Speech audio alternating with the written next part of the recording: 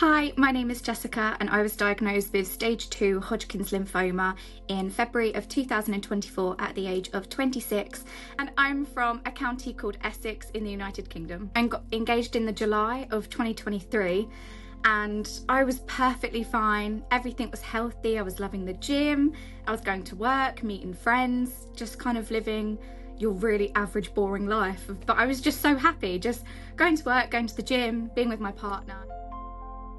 I had this red lump on my leg and it was really hot to touch and swollen and sore, and it kept popping up on my leg a few times in the year, but you just never think, especially being 26, that anything's serious. So, and I've never really been ill. I never go to the hospital, never go to the doctors. So I was always a bit like, oh, it'll go away. Like, it's just, there's obviously like an infection or something, but I feel perfectly healthy and fine, so we'll ignore it.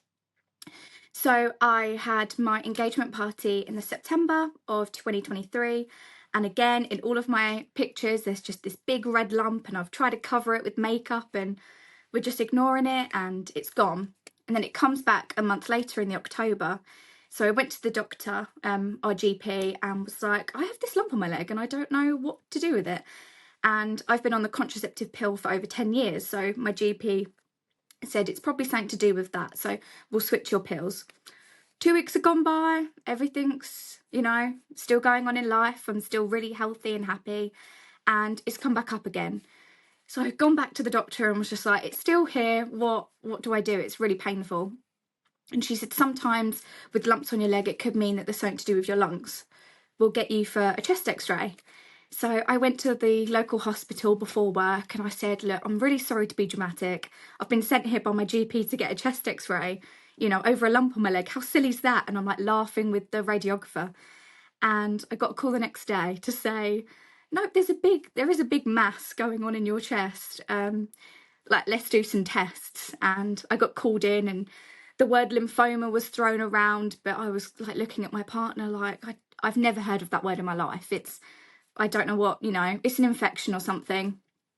So we started with a biopsy. We took blood tests and everything, but we started with a bronchoscopy. I don't know if you already do, yeah. I started with a bronchoscopy and that was in the November. Really, really quick turnaround. So I had the camera down my throat and they were taking out samples. They said that they looked a little bit weird. Let's send them to London and get them checked. It was crushed in transit, my cells. So we were back in the December to go all again. So we went and had a second bronchoscopy, and that bronchoscopy came back to be no signs of lymphoma. So I was like, perfect, we're good to go, and my doctor said, no, Jessica, like what we've seen on your chest and your bloods, there is something there, and I don't know, this bronchoscopy we've done takes tiny little cells. He said, we need a big cell, we need a big lymph node.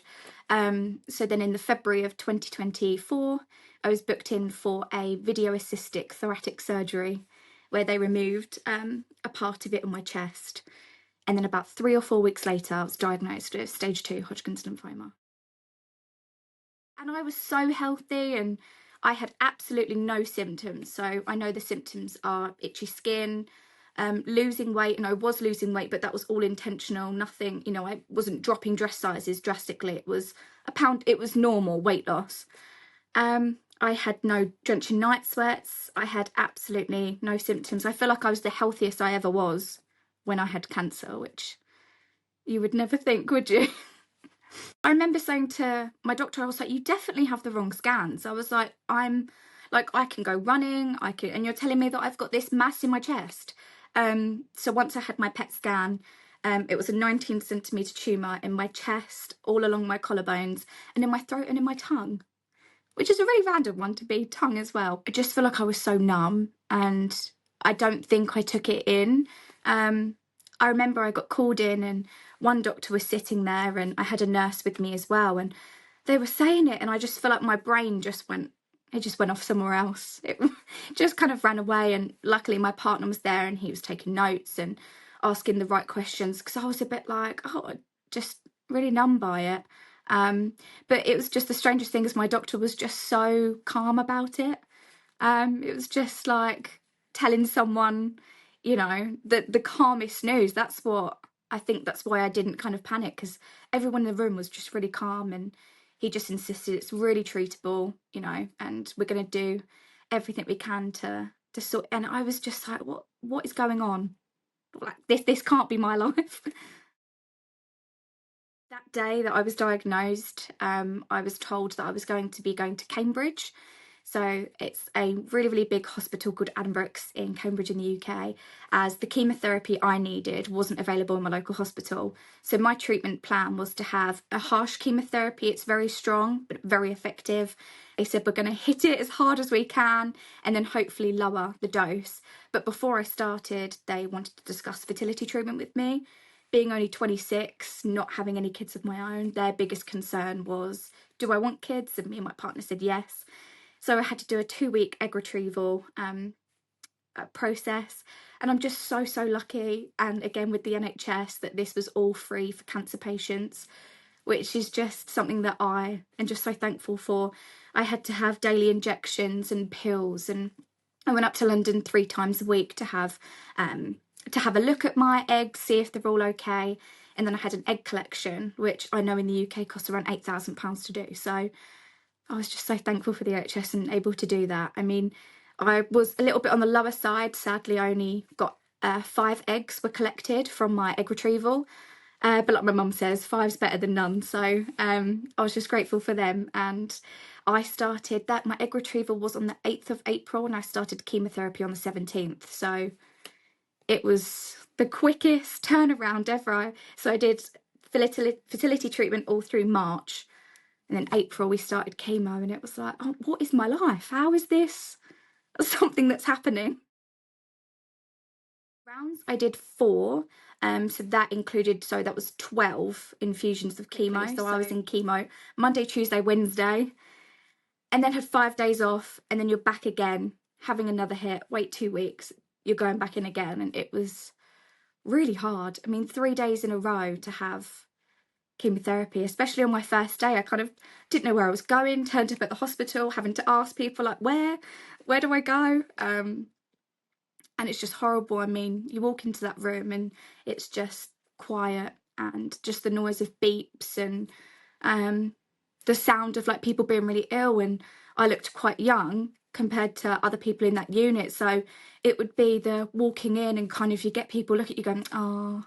And I was like, oh God, like I don't want anyone's, you know, we're all in the same boat, you know, no matter what age. So that's what I found really hard, that there was no one really my age. So you did feel alone at some times. I was very naive when I went into chemo and thought I'll be okay.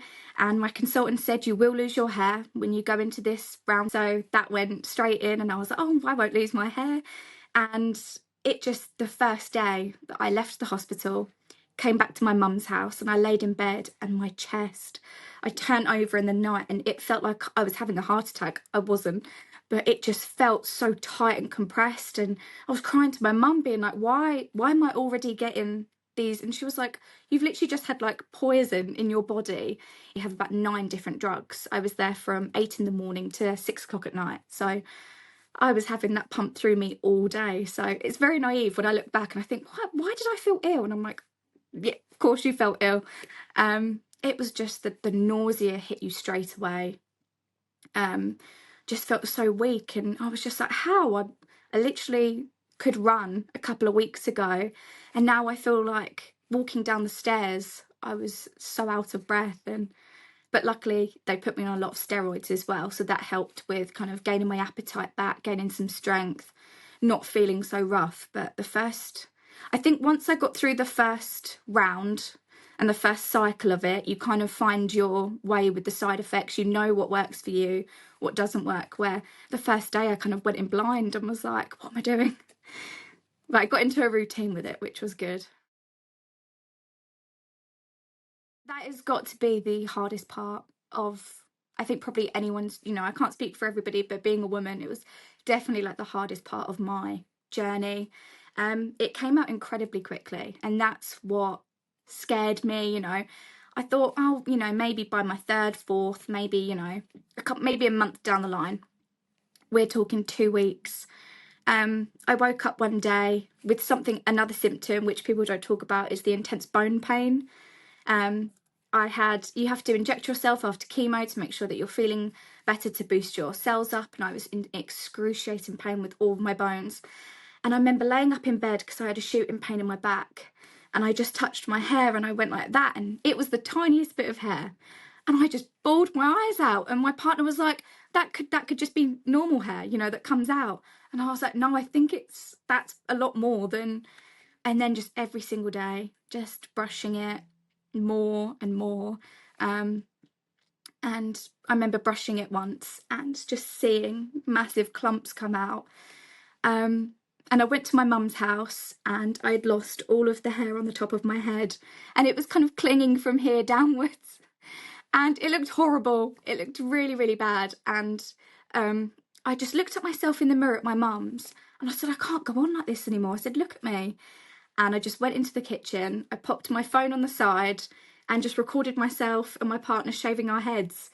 And I posted it to TikTok, being like, you know, I'll just, you know, post my story. And then it was like 1.4 million people have viewed me shaving my head in like the most vulnerable position that I've ever been in. But everyone was just so sweet about it. And my partner did the same. He shaved his hair off.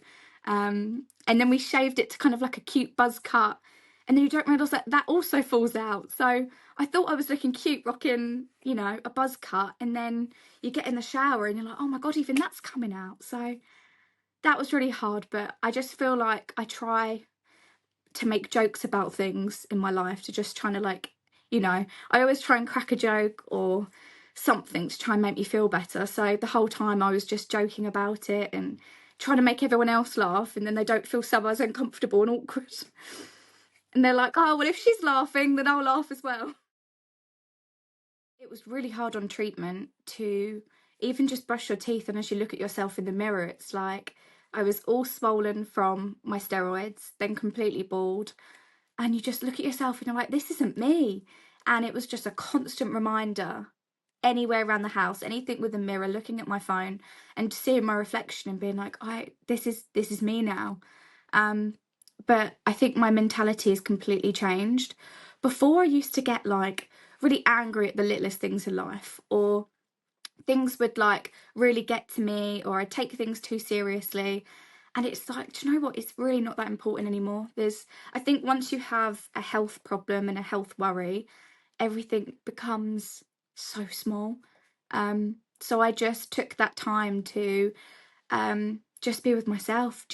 I picked up reading. I found a love for reading, watched loads of movies, and I took my time to just slow down in life and just appreciate the little things. So it massively changed my outlook, and I'm really, really thankful for that. And I've had some of my friends message me being like, seeing it happen to you, knowing that it could happen to anyone, you know, you hear about it in films and stuff, you don't actually think it's going to be you. So they said that it changed their outlook, which I'm really happy about. If it's changed someone for the good, then that's all I'd want. I rang the bell in July, and I got my all clear in August, late August. It was a week before my birthday, my 27th birthday, so that was really good. And yeah, I've been in remission for nearly 6 months. I have my 6-month scan and bloods and checkup next month. So I'm just kind of trying to sort myself out now. I think when I first got in remission and my hair started growing back, I think I started to process it all mentally. I didn't process it at all going through treatment, and I would really urge people to try and process it as you're going through it, because it's like now I'm trying to process like the last year, and it's just a lot in my brain. So I spent a lot of time processing. I spoke to therapists and spoke to my GP and my doctors quite a lot to just kind of find where my headspace is. But then I just remind myself of how lucky I am to be in this position. You know, when I think about me sitting in that chair with everybody else in the unit, she in that chair would have loved to be where I am now. So I like remind myself that on bad days, and I think, do you know what? I was sitting in a chair, I couldn't move, I was in so much pain. Look at you now, your hair's growing back. Like, it does get better, and that's kind of what I remind myself. You know, especially now that I'm not completely bald, I feel a lot more happier in myself. You know, my steroid weight is just gone, and I'm starting to accept that it happened to me. You know, some days I get really angry with it. I sit in it for a bit and then I just think, do you know what, I'm still alive. You know, there's so many people that sadly, you know, lose their battle to cancer. So I remind myself to, you know, be strong for them and keep going. I'm really nervous. I can't. It is a thing, you know. People say, "Oh, what you've got to be worried about," but it's like the littlest things. You know, when I was going through treatment, I was so out of breath all the time, and he said, "Well, it's because your tumor is actually right next to your heart. Like, of course you're out of breath." And it's little things I do now, and if I get out of breath, my first thing that comes to my head is, "It's back, it's back," and it's like your brain just goes completely like into, I don't know, it just kind of activates some, you know, it goes crazy. And it's like my partner goes, "No, you're just out of breath because you've done this or you've done this. Like, you need to," it's the littlest things that, you know, I get an itch on my arm and I'm like, oh my God, is that? I'm just hoping that after the 6-month scan, the anxiety kind of goes a bit and I don't get so worried. And I think to myself that if it comes back, we'll just do it all again. You know, I can sit here and go, what if it comes back? What if it comes back? I just think, well, if it does, you know, and I have no control over that, we do it again. We go again. And that's just, it's so hard to, you know, I could sit in bed all day and kind of mope around and be really sad thinking it's going to come back, where instead I'm just going to go live my life, carry on. And if it's back, then we'll just power through it again like we did the first time. I was 26 when I got diagnosed. I mean, who really knows many young people like 26 that get diagnosed with cancer? It's like really crazy, like a blood cancer. I mean, I've never heard of Hodgkin's lymphoma before, and I just took to TikTok as an escape, really. I lost my job just before I was diagnosed, so I had loads of time as well on my hand to do that. And I just was just filming and just thought, "Do you know what? Let's see if I can find other girls or women my age that are going through it." And it's crazy how many are. You know, I uploaded one video of myself. I think I did like a day in the life of going to chemo because no one really knows what happens there. And I try and normalise it, you know. My partner never likes saying the word cancer, and I'm just like, you're just putting power to the word. I say it. So I was like, come to the chemo unit with me and see that it's not so scary. You know, these things do happen, but I try, you know, if someone's just been diagnosed and they're really upset and they're so scared, then hopefully they can see my video and see, do you know what, it's not a scary place. You know, this is the place that's going to save my life. So I just hope that that goes on to someone else. Life is so short. I've learnt that life is so short and anything can change literally like that. So I'd just say if anything feels not normal, not right. I mean, I had that lump and I ignored it, and imagine if I ignored it for, you know, 6 months more or 3 months more, however long. You know, recognise that things that pop up on your body might not always be cancerous. You know, I get a lot of people in my comments saying, "Oh, I have a lump, do I have cancer?" And it's like, no, just get it checked. It could literally be anything. You know, if you ever feel like something's wrong in your body, just get it checked, because yeah, life's too short. You don't want to be, you know, I can't imagine if I left it any longer, that what my outcome would have been or my treatment plan would have been. So that's really scary to think about. So I'm just so glad that I went to the doctor when I did.